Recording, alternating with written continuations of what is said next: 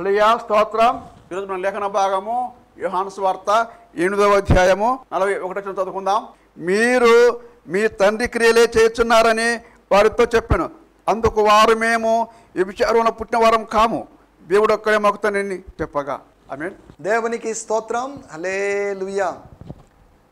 మన ప్రభువును మన ప్రియ రక్షకుడైనటువంటి అభిషేక్తుడైనటువంటి యేసుక్రీస్తు నామములో మీ అందరికీ ప్రత్యేకమైన వందనాలు తెలియజేస్తున్నాను. హల్లెలూయా, హల్లెలూయా.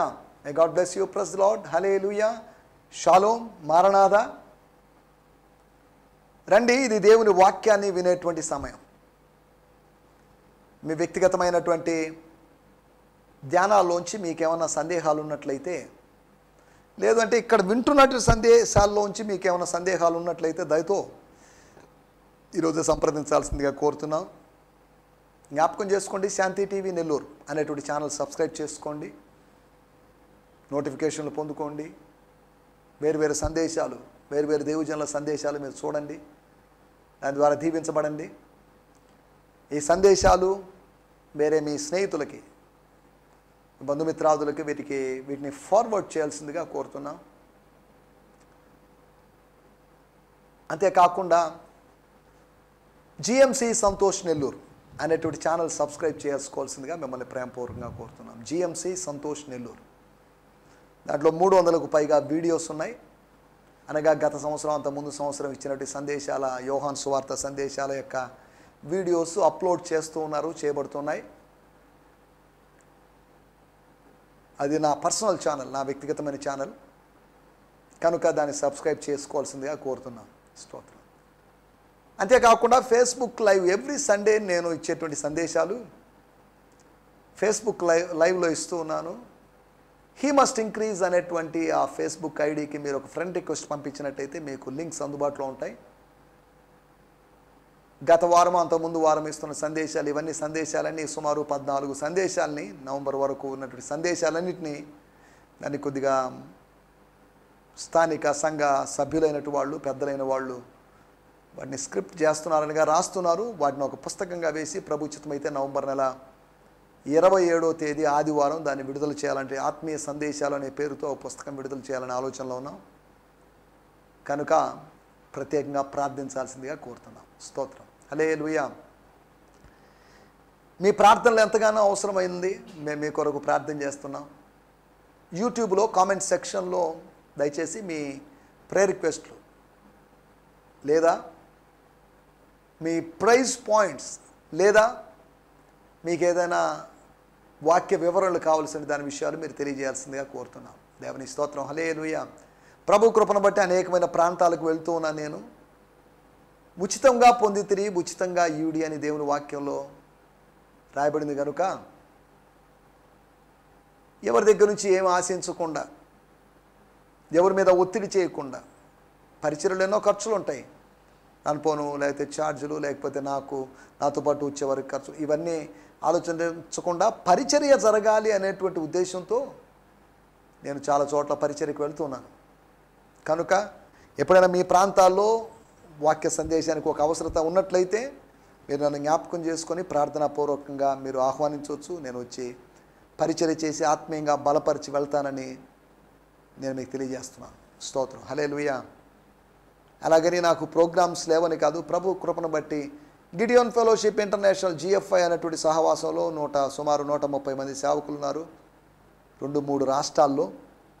కనుక వీళ్ళ దగ్గరికి వెళ్ళడం, ప్రోగ్రామ్స్, వీటితో నాకు సరిపోతుంది. స్థానిక సంఘం, కుటుంబం, వీటన్నిటి చూసుకునేసరికి నా పని అయిపోతుంది. నా కొరకు మీరు ప్రత్యేకంగా ప్రార్థించాల్సిందిగా కోరుతున్నాం. గత ఎపిసోడ్లో మనం ఆలోచించిన విషయాలు నకిలీ స్వాతంత్ర్యం, ఫేక్ ఆర్ ఫాల్స్ ఫ్రీడమ్. స్వాతంత్ర్యం ఉంది, నిజ స్వాతంత్ర్యం ఉంది, అదే సమయంలో నకిలీ స్వాతంత్ర్యం ఉంది. ఒక నిజమైన నోటు, 100 రూపీస్ నోటు ఉంది కాబట్టి నకిలీ నోటు తయారు చేస్తారు. ఒక 200 రూపాయల నోటు ఉంది కనుక నకిలీ 200 రూపాయల నోటు తీసుకొచ్చే అవకాశం ఉంది. 250 రూపాయల ఫేక్ నోటు లేకపోతే నకిలీ నోటు ప్రింట్ చేయరు. కారణం ఏంటంటే 250 రూపాయల ఒరిజినల్ నోట్ లేదు. ఒరిజినల్ ఉంటే దాన్ని నకిలీ చేస్తారు. దేవుడు స్వాతంత్ర్యాన్ని అనుగ్రహించాలనుకుంటే నకిలీ స్వాతంత్రాన్ని ఇవ్వాలనుకుంటున్నాడు అపవాది. ఏది అదైనా ఇదైనా ఒకటేగా, స్వాతంత్ర్యమేగా, తీసుకోండి దీన్ని తీసుకోండి అన్నట్టుగా సాతానుడు వ్యవహరిస్తున్నాడు. విశ్వాసులు పాపం కుడి ఎడమ ఎరుగని జనులు నిజ స్వాతంత్ర్యానికి నకిలీ స్వాతంత్ర్యానికి మధ్యలో ఉన్న వ్యత్యాసాన్ని గుర్తించలేక స్తోత్రం వాళ్ళు ఏం చేస్తున్నారంటే అపవాది ఇచ్చేటువంటి నకిలీ స్వాతంత్రంలోనే ఉన్నారు. అపవాది ఇచ్చేటువంటి నకిలీ స్వాతంత్రం ఎటువంటిదంటే అది మనల్ని మరింత బందీలుగా చేస్తుంది. అది ఎలాంటిది అంటే నాబాలు 10 రోజులు బిగుసుకుపోయినట్లుగా మనల్ని బిగుసుకుపోయేటట్టుగా చేసి మనల్ని ఆత్మీయ భౌతిక మరణాలకు గురి చేస్తుందనే సంగతిని మీకు గుర్తు చేస్తున్నాను. స్తోత్రం. హల్లెలూయా. నకిలీ స్వాతంత్రము వాళ్ళకి ఆధిక్యత ఉంది, కానీ అలాగనే ఆత్మీయ స్వాతంత్రం వాళ్ళకి లభించలేదు. అబ్రహాము సంతానమని వాళ్ళు అతిశయిస్తున్నారు. అబ్రహాము పిల్లలము, మా పూర్వీకుడు అబ్రహాము, మా పూర్వీకుడు దావీదు, మాకు ఒక ఘన చరిత్ర ఉంది, 2000కు పైగా సంవత్సరాల చరిత్ర ఉంది, మేము చిన్నోళ్ళం కాదు. ఓకే, అయితే మాత్రం ఏంటి? యూదునికి కలిగిన ఆధిక్యత ఏంటి? ప్రివిలేజ్ ఏంటి? అడ్వాంటేజ్ ఏంటి అంటే అన్నీ ఉన్నాయి. There are numerous advantages, but వాళ్ళ ఆసక్తి సరిగా లేదు. వాళ్ళు స్వనీతిని స్థాపించబూనుకున్నారు అనే మాటలు మనం రోమాపత్రికలో పౌలు గారు చెప్పిన మాటలు మనం చూస్తున్నాం. స్తోత్రం. వారి ఆధిక్యత అనబడినది ఇతరులకు లేని ఆధిక్యత వాళ్ళకుంది. దేవుడు వాళ్ళని ఏర్పాటు చేసుకున్నాడు. దే వర్ చోజన్ పీపుల్, ఏర్పరచబడినటువంటి జనాంగం వాళ్ళు. రాజులైన యాజక సమూహం కాదు, రాజులు కాదు, యాజకులు కాదు వాళ్ళు. కానీ మనము ఏర్పరచబడిన వంశము, ఆయన స్వకీయ సంపాద్యం, ఆయన సొత్తైన ప్రజలు, పరిశుద్ధ జనాంగం, రాజులైన యాజక సమూహం, రాయల్ ప్రీస్ట్హుడ్ అని మన గురించి రాయబడింది. ఇశ్రాయేలీల కన్నా సంఘస్థులు, సంఘ సభ్యులు, అంత్యదినాల్లో ఉన్నటువంటి వాళ్ళు, ఇంకా చెప్పాలంటే కొంతమంది ఏకీభవించినా ఏకీభవించకపోయినా కొత్త నిబంధన ఇశ్రాయేలీలు అని పిలువబడిన వాళ్ళు, ఆత్మీయ ఇశ్రాయేలీలు అని పిలువబడిన వాళ్ళు, స్తోత్రం హల్లెలూయా, వాళ్ళకేం జరుగుతుందంటే వాళ్ళకన్నా అక్షరార్థమైనటువంటి ఇశ్రాయేలుల కన్నా వీళ్ళకి ఆధిక్యతలు ఉన్నాయి. ఎందుకంటే అక్షరార్థమైనటువంటి ఇజ్రాయేలుల కన్నా వీళ్ళు విస్తారంగా ఉన్నారు. ఇందులో అన్ని రకాల చేపలు పడ్డాయి, అన్ని రకాల చేపలు ఈ వలలో పడ్డాయి. స్తోత్రం హల్లెలూయా. కాబట్టి మనం ఇక్కడ ఆలోచించిన విషయం ఏంటంటే అన్యజనులు విస్తారంగా ఉన్నారు. అబ్రహాము నుంచి వచ్చిన జనాంగమే ఇశ్రాయేలులైనా, అయితే అన్యజనులైనా ఆదాము నుంచి వచ్చిన వాళ్ళే అందరూ, అబ్రహాము నుంచి వచ్చిన వాళ్ళే అందరూ పూర్వీకుల నుంచి వచ్చిన వాళ్ళే. పూర్వీకులు లేకుండా కొత్తగా పుట్టుకొచ్చిన వాళ్ళు అంటూ ఎవరు లేరు. ఆధిక్యత స్వాతంత్రం ఇవ్వలేదని వాళ్ళు చేసుకున్నటువంటి ఆరోపణ, మేమెవరికి దాసులమై ఉండలేదే అని ఈ సందర్భంలో వాళ్ళకి ఎందుకు చెప్పడం? వాళ్ళ యొక్క గత బానిస చరిత్రను, గత దాస్యపు చరిత్రను ఎందుకు గుర్తు చేయడమని ప్రభువు గుర్తు చేయలేదు. వదిలేసేయి, వీళ్ళతో మాట్లాడడం వేస్ట్. శరీర సంబంధమైన వాళ్ళు భౌతికమైన స్వాతంత్ర్యాన్ని గురించి ఆలోచిస్తున్నారు, కానీ ఆత్మీయమైన స్వాతంత్ర్యం లేదు అనేది ప్రభువు మాట్లాడుతున్నాడు. ప్రభువు ఒక లెవెల్లో మాట్లాడుతున్నాడు, వీళ్ళు ఒక లెవెల్లో మాట్లాడుతున్నారు. ఆయన పైన వాడు, వీరి కింది వారు. ఆయన పరలోక సంబంధి, వీళ్ళు భూలోక సంబంధి. యేసు యొక్క మాటలు భూలోక సంబంధికి అర్థం కావడం లేదు. అలాగని అర్థం పర్థం లేని మాటలు యేసు ఏదో పలికాడని కాదు దాని అర్థం. ఆరోపణ ఇచ్చేటువంటి నకిలీ స్వాతంత్రం. అయినా మనం ఎలా అవుతాం? మన స్వాతంత్రం ఎందుకు కాలేదు?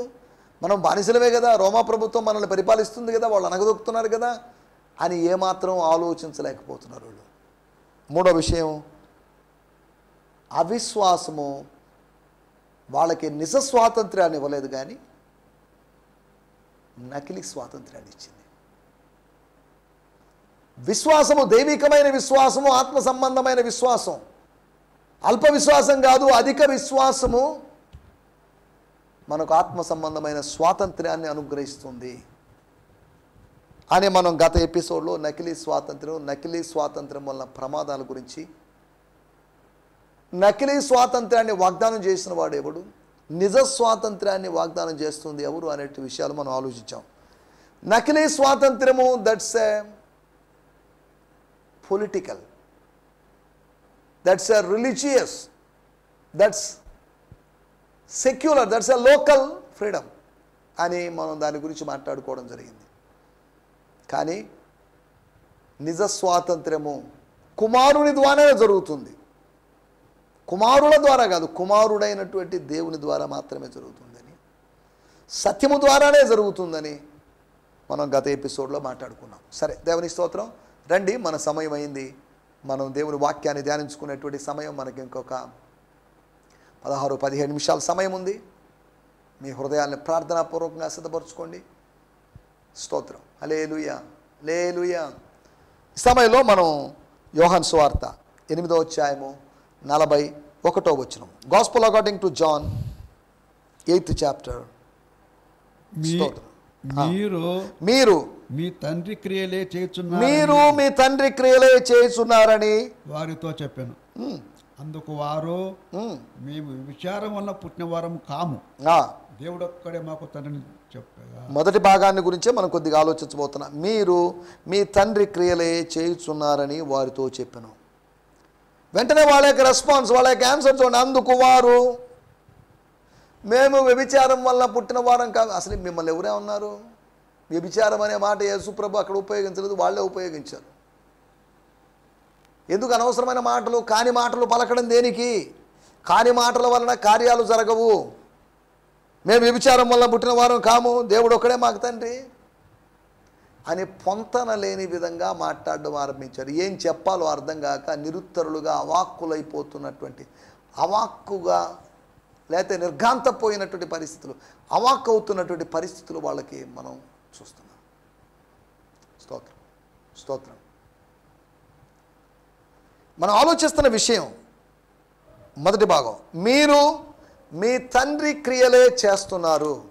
పిల్లలు తండ్రుల యొక్క క్రియలే చేస్తారు. అనగా తండ్రిని అనుకరించి, తండ్రిని అనుసరించి తనయులు పనులు చేస్తారు. నేను చదువుతున్నాను 41వ వచనం. Now you people are doing what your father has taught you. మీ తండ్రి క్రియలే మీరు చేస్తున్నారు అనడానికి, మీ తండ్రి నేర్పించినట్లుగానే, మీ తండ్రి నేర్పించిన ప్రకారమే మీరు చేస్తున్నారు. ఇండిగ్నెంట్ దే రెస్పాండెడ్, అనగా కొద్దిగా కోపగించి, కొద్దిగా ఆవేశం, ఉద్రేకానికి గురై వాళ్ళు అంటున్నారు, what are you talking about? నువ్వేం మాట్లాడుతున్నావు? We only have one father, God himself, we are not illegitimate. అనగా మేము అక్రమ సంబంధం వలన పుట్టిన వాళ్ళం కాదు. స్తోత్రం. ఒక మరాఠీ నోవల్, దాన్ని నవల్ని తెలుగులోకి తర్జుమా చేశారు. అక్రమాసి అన్నారు, అనగా అక్రమ సంబంధం వలన పుట్టిన వాళ్ళు. హెబ్రీయులకు రాసిన పత్రిక 12వ అధ్యాయంలో రాయబడింది, దుర్బీజులు అని రాయబడింది, ముష్కరులు అని రాయబడింది. దుర్బీజులు, చెడ్డ బీజము కలిగిన వారు, చెడ్డవాని బీజము కలిగిన వారు, చెడ్డవాని జీన్స్ కలిగిన వాళ్ళు, చెడ్డవాని స్వభావం కలిగిన వాళ్ళు, చెడ్డవాని ఆత్మ కలిగిన వాళ్ళు. చెడ్డవాడు అపవాది, మంచివాడు మన దేవుడు. దేవునికి స్తోత్రం. హల్లెలూయా. Now you people are doing what your father has taught you. Me father ఏదో నేర్పించాడు, మీ తండ్రి మీకేదో నేర్పించాడు. మీ తండ్రి మీకేదో నేర్పించాడు అన్నప్పుడు పైన వచనాల్లో కూడా నా తండ్రి నాకు నేర్పించాడనే మాట మనం చూస్తున్నాం. ఇక్కడ రాయబడిన మాటలు, మన టైటిల్ తండ్రి క్రియలు, the things are the deeds of the father. స్తోత్రం. తండ్రి యొక్క క్రియలు, తండ్రి కార్యాలు. ఏంటి ఆ తండ్రి కార్యాలు? ఇక్కడ నేను ఇంతకుముందు చెప్పాను, 3 తండ్రులు కనిపిస్తున్నారని. అబ్రహాం అనే తండ్రి కనిపిస్తున్నాడు, అపవాది అనేటువంటి తండ్రి కనిపిస్తున్నాడు, అద్వితీయుడు అయినటువంటి దేవుడు అనే తండ్రి కనిపిస్తున్నాడు. అబ్రహాం అనే తండ్రిని పక్కన పెట్టేస్తే అపవాది అనే తండ్రిని కలిగిన వారు ఆత్మీయులు అనబడినటువంటి ఇశ్రాయేలుడు. అసలు సిసలైన తండ్రిని కలిగిన వాడు యేసు, పరలోకపు తండ్రి యెహోవా దేవుడు. ఆయన తండ్రి అయి ఉన్నాడు. పాత నిబంధనలో మనకు కనిపించే దేవుడు తండ్రి ఉన్నాడు. స్తోత్రం, హల్లెలూయా. మీరు మీ తండ్రి క్రియలు చేస్తున్నారు, నేను నా తండ్రి క్రియలు చేస్తున్నాను. నేను నా తండ్రి యొక్క పనుల మీద ఉండవలనని మీరు ఎరుగురా? I should be in the business of my father. నా తండ్రి ఇంట్లో నేనున్నాను. నా తండ్రి ఇల్లు వ్యాపారపు టిల్లుగా మార్చబడింది. అది ఆయన వేదన, తనయుని వేదన. తండ్రి ఇల్లులాగా లేదు, వ్యాపారం తంత్రములతో కూడుకున్న ఇల్లులాగా మారింది, తంత్రపు కొట్టు ఇల్లులాగా మారింది. అది ఆయన వేదన. స్తోత్రం. అది ఎలా ఉండాలో అలా ఉంటే సమస్య లేదు, కానీ ఉండకూడని విధంగా ఉంది. ఈ రోజుల్లో మందిరాలు ఉండకూడని విధంగా ఉన్నాయి. ఇప్పుడు వాటిలోకి వెళ్ళలేదు. అప్పుడు పాత నిబంధన కాలంలో ఒక నెహెమ్యా, కొత్త నిబంధన కాలంలో ఒక యేసు. స్తోత్రం. నెహెమ్యా కన్నా గొప్పవాడైనటువంటి యేసు. స్తోత్రం, హల్లెలూయా. తండ్రి క్రియలు అంటున్నప్పుడు ఒక మాట మనం చదువుకోవాలి. యోహాను సువార్త 5వ అధ్యాయంలో, స్తోత్రం, 17వ వచనంలో, అయితే యేసు నా తండ్రి ఇదివరకు పని చేయుచున్నాడు, నేనును చేయుచున్నానని వారికి ఉత్తరం ఇచ్చెను.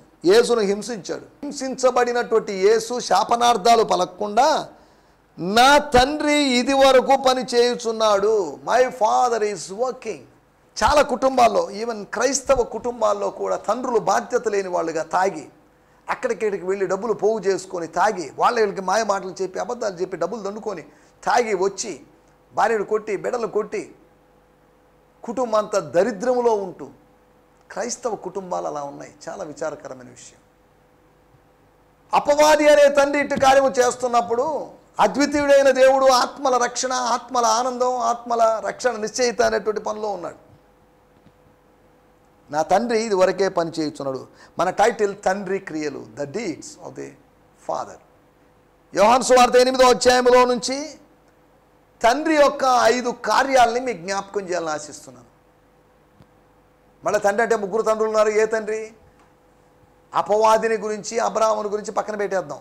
అబ్రహాము చేసిన క్రియలు అనే దాని గురించి మనం ఇంతకుముందు మాట్లాడుకున్నాం. అబ్రహాము చేసిన క్రియల గురించి కాదు, అపవాది క్రియల గురించి కూడా మనం అప్పుడప్పుడు మాట్లాడుకుంటున్నాం. ఇప్పుడు తండ్రి క్రియల గురించి నేను 5 విషయాలు మీకు జ్ఞాపకం చేస్తాను. తండ్రి ఏం చేశాడు? ఏం చేస్తాడా? ఖచ్చితంగా చేస్తాడు. కుమారుడు చేస్తున్నాడు కదా అని మౌనంగా ఉంటాడా? లేకపోతే పరిశుద్ధాత్ముడు చేస్తున్నాడు కదా అని మౌనంగా ఉంటాడా? వాళ్ళు ముగ్గురు చేస్తున్నారు. వాళ్ళు ముగ్గురు చేస్తున్నా వాళ్ళు ఏకీభవించి చేస్తున్నట్లే. ముగ్గురు విడివిడి పనులు, ముగ్గురు వేరు పనులు చేస్తున్నారని అర్థం చేసుకోవడానికి వీల్లేదు. నేను నా తండ్రి కలిసి పనిచేస్తున్నా. We both are working. ఆయన నన్ను వదిలిపెట్టాడు కాబట్టి నేను పని చేస్తున్నా అంటే ఆయన పని చేస్తున్నాను, ఆయన పని చేస్తున్నాడని నేను పని చేస్తున్నాను. మేమిద్దరం ఏకమై ఉన్నాం అని యేసు ప్రభు చెప్పిన మాట ఈ సందర్భంలో మనం గుర్తు చేసుకోవాలి.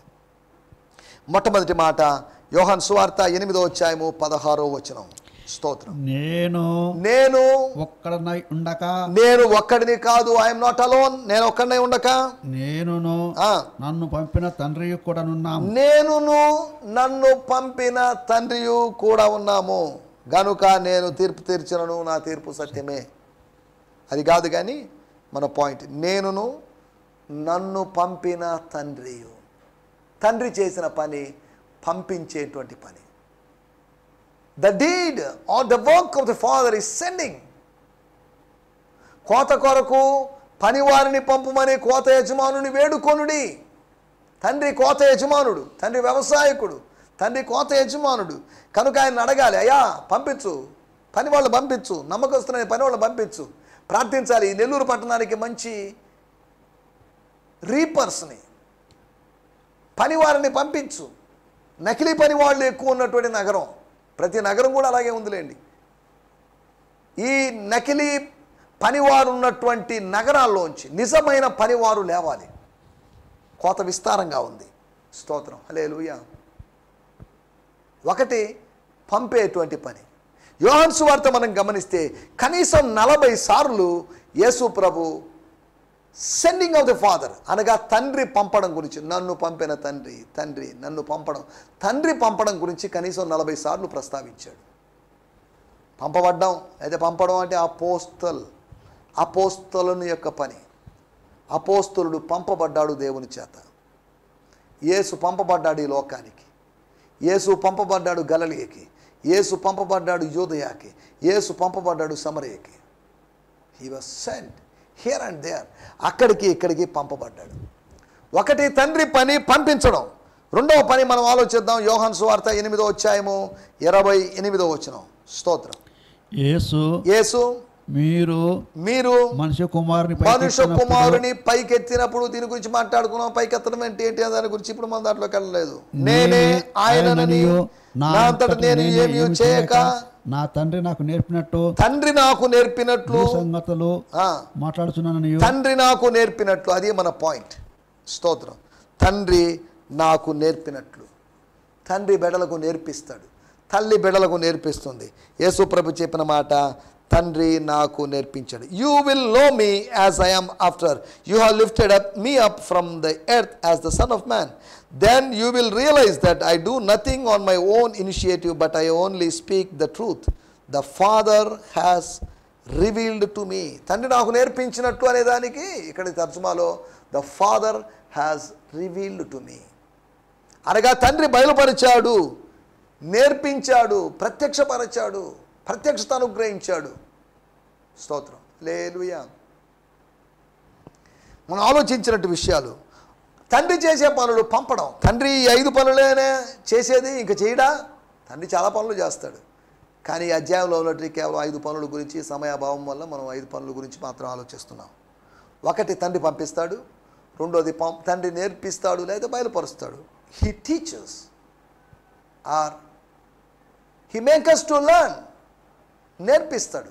ఆయన గురువై, తండ్రి గురువై, తనయుడు శిష్యుడై. స్తోత్రం. హల్లెలూయా. ప్రభు గురువై, మనందరము శిష్యులమై. ప్రభు పాఠశాలలో మనం ఉన్నాం, తండ్రి పాఠశాలలో తనయుడు ఉన్నాడు. మూడో విషయాన్ని నేను మీకు జ్ఞాపకం చేస్తాను. యోహాను సువార్త 8వ అధ్యాయము 29వ వచనం. నన్ను పంపినవాడు నాకు తోడై ఉన్నాడు. నా శిష్యులకు కూడా తోడై ఉన్నాడని కాదు, పేతురు, యోహాను, యాకోబులు వీళ్ళందరికీ తోడై ఉన్నాడని కాదు, మీకు అందరికీ తోడుగా ఉన్నాడని కాదు.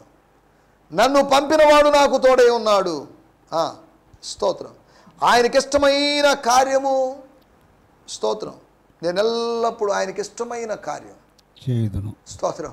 ఎల్లప్పుడూ ఆయన చిత్తాన్ని నేను నెరవేరుస్తాను.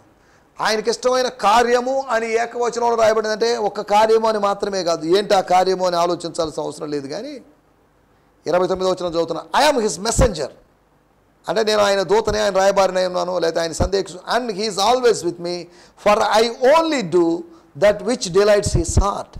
ఆయన యొక్క హృదయాన్ని సంతోషపరిచేదాన్నే నేను చేస్తాను. దేవునికి సంతోషం కలుగు చేసేది, దేవునికి ఆనందం కలుగు చేసేదాన్నే మాత్రం మనం చేయాలి. తోడు ఉండడం తండ్రి చేసే పని. ఒకటి ఆయన పంపించడం, రెండోది నేర్పించడం, మూడోది తోడుండడం, నాలుగో విషయము యోహాను సువార్త 8వ అధ్యాయము 50వ వచనం. స్తోత్రం. 8వ అధ్యాయము 50వ వచనం. స్తోత్రం.